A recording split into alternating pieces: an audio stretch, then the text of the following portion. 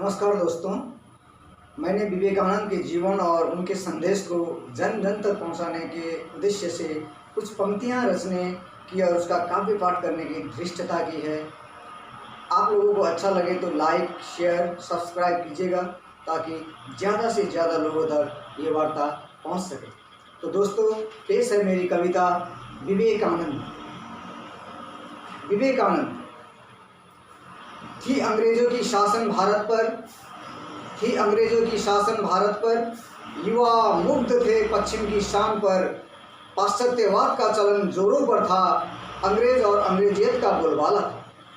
पाश्चात्यवाद का चलन जोरों पर था, अंग्रेज और अंग्रेजियत का बोलबाला था।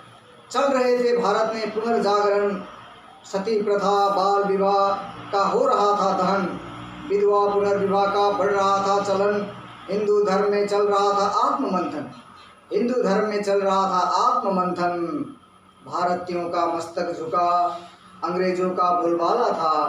भारतीयों का मस्तक झुका, अंग्रेजों का बोलबाला था। पढ़े लिखे भारतीय पर भी अंग्रेजियत का नशा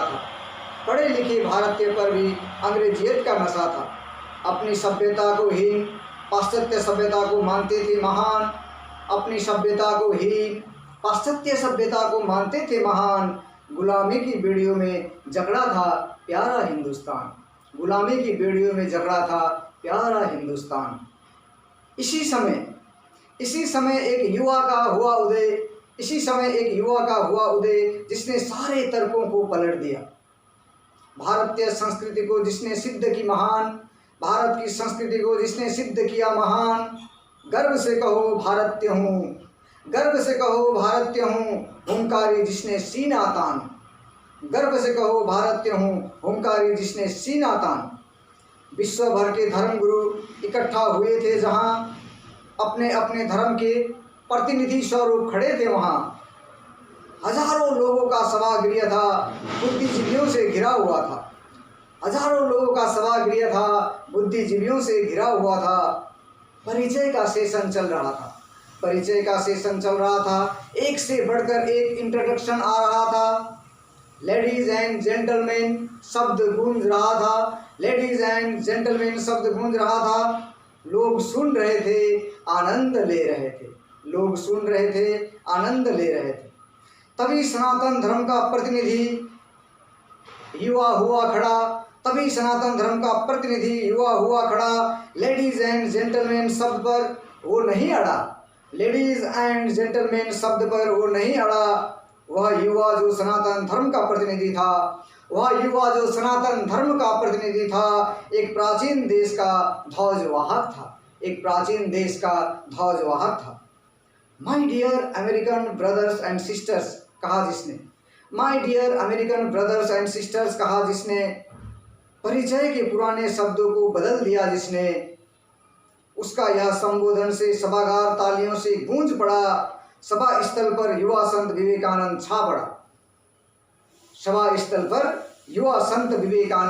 छा पड़ा।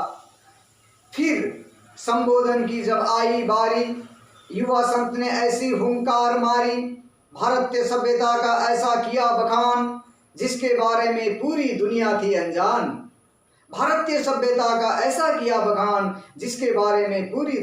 अनजान। जिस भारत को पश्चिम समझता था असभ्य गंवार, विदेशी शक्ति में कूट कूट कर भरी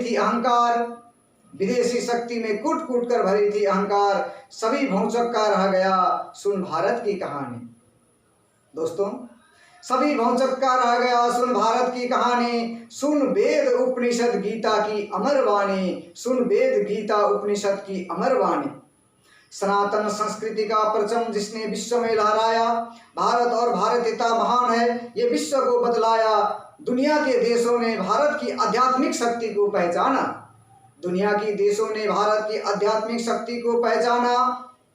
थे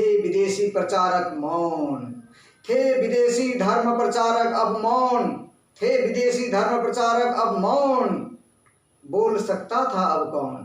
बोल सकता था अब कौन।